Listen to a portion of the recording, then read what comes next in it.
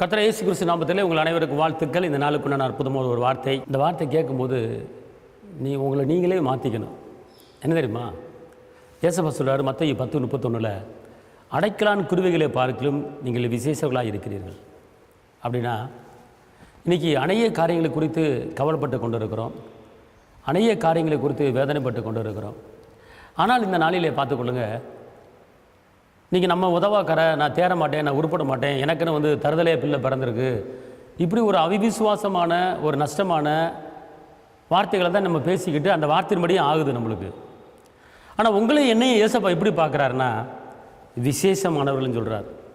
அவர் என்ன சொல்கிறார் தெரியுமா? காட்டு புஷ்பங்களை கவனித்து பாருங்கள், விதைப்பதும் இல்லை, அறுப்பதும் இல்லை, களஞ்சியத்தில் சேர்த்து வைப்பதும் இல்லை, ஆனால் அவைகளுக்கு உங்கள் பரமபிதா பிழை போட்டுக்கிறார், ஆனால் அவைகளை காட்டிலும் நீங்கள் விசேஷமானவர்கள் சொல்கிறார். அப்போ ஏசப்பா நம்மளுக்கு ஒரு பேர் வைக்கிறாரு. என்ன பேர் தெரியுமா?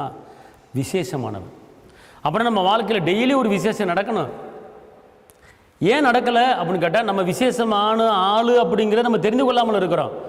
நான் அந்தளவுக்கு ஒரு பெரிய ஆள் கிடையாதுங்க, நான் ஒரு குப்பைங்க அப்படின்னு சொல்லி போடுறீங்க, குப்பையாக தான் போயிடுறோம். அப்படி ஒன்றும் நான் பெரிய ஆள் கிடையாதுங்க, நான் ஏதோ ஒரு ஓரத்தில் ஒதுங்கி போய் கிடக்கேன், நான் அப்படிலாம் கிடையாது அப்படி தன்னையே தாழ்த்தி தன்னையை மட்டுப்படுத்தி போகிறனால அந்த நீங்கள் சொன்னபடியும் நடக்குது. என் பிள்ளைலாம் அந்த அளவுக்கு படிக்கலை, என் பிள்ளை தேர மாட்டாங்க, அப்படிலாம் நான் படித்தா இருக்கேன், அதே மாதிரி என் பிள்ளையும் படிக்க மாட்டான் அப்படின்னு சொல்லி தன்னையை மட்டுப்படுத்தி பிள்ளையை மட்டுப்படுத்தி பேசுகிறதுனால தான் ஒரு விசேஷம் நம்ம குடும்பத்தில் நடக்கல. அதனால் இன்றைக்கி ஏசப்பா சொன்ன மாதிரி நீங்கள் சொல்லுங்கள், என் பிள்ளை விசேஷமான பிள்ளை, எனக்கு பிறந்த பிள்ளை விசேஷமான பிள்ளை, என் பிள்ளை நல்லா இருக்கும் அப்படின்னு சொல்லி பாருங்கள், உங்கள் பிள்ளை விசேஷமாக இருக்கும்.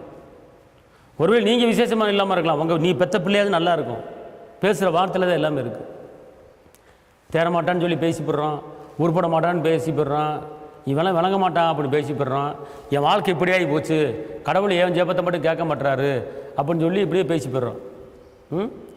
சந்தேகப்படுகிறேன், காற்று அடிக்கிற கடல் அலைக்கு ஒப்பா இருக்கிறான்னு சொல்லப்பட்டிருக்கு. அதனால் இன்றைக்கி இப்படிப்பட்ட வார்த்தை பேசி நிப்பாட்டுப்பட்டு, நான் மலை மேல் இருக்கிற பட்டன் போல நான் உயர்ந்திருப்பேன், பேசுங்க. நான் பிள்ளைகளின் சமானத்தை பார்ப்பேன், பேசுங்க.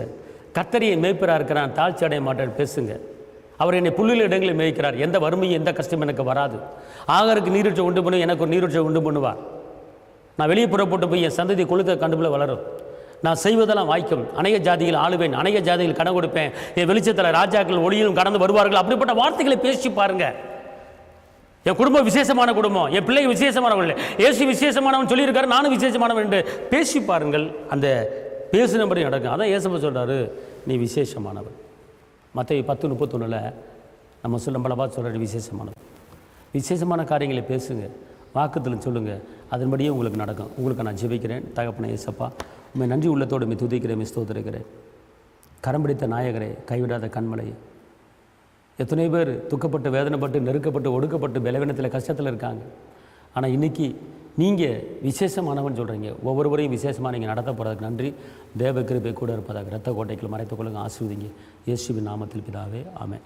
கர்த்தர் உங்களை ஆசீர்வதிப்பார். ஹல்லேலூயா.